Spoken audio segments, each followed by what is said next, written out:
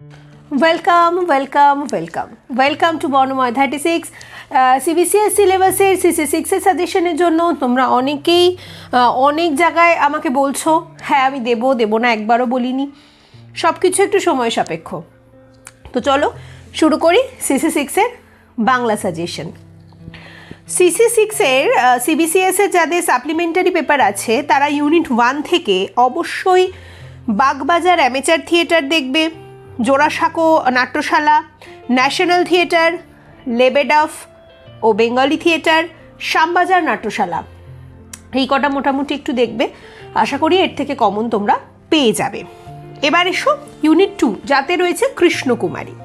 কৃষ্ণকুমারীতে তোমরা দেখবে ঐতিহাসিক নাটক হিসেবে কৃষ্ণকুমারী কতদূর সঙ্গত হয়েছে, ভীমসিংহ, কৃষ্ণকুমারী চরিত্র, অবশ্যই ভীমসিংহও চরিত্র, কৃষ্ণকুমারীর নামকরণ আর ট্র্যাজিক নাটক হিসেবে কৃষ্ণকুমারী কতদূর সঙ্গত হয়েছে, এটা একটু দেখো।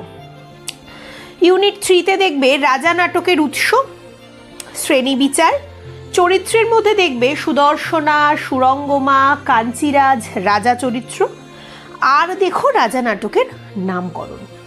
আশা করি মোটামুটি এই কটার মধ্যে থেকে তোমরা একটা পেপার তো মানে একটা কোশ্চেন তো কমন পাবেই। এবার আসি নবান্ন। সেখান থেকে দেখো নিরঞ্জন, দেখো হারুদত্ত, দেখো কালীধন খাড়া, দেখো মাখন চরিত্র,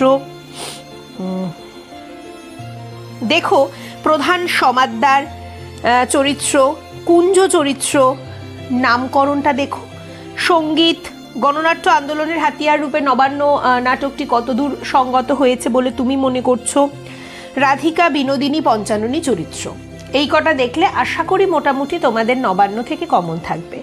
সিসি সিক্স সম্বন্ধে তোমাদের সবিশেষ কিছু আমার বলার নেই, এই কারণে পেপারটা খুব স্মুথ পেপার, নাটকের পেপার। যাদের সাপ্লি আছে আমি পজিটিভলি তোমাদেরকে বলবো যে পেপারটা একটু ভালো করে স্টাডি করে পেপারটা ক্লিয়ার করার ব্যবস্থা করো। এই পেপারে সাপ্লি আসাটা ভালো দেখায় না, মন থেকে মেনে নেওয়া যায় না, তো একটুখানি ভালো করে দেখে পড়াশুনো করে ব্যাপারটাকে ক্লিয়ার করে ফেলো।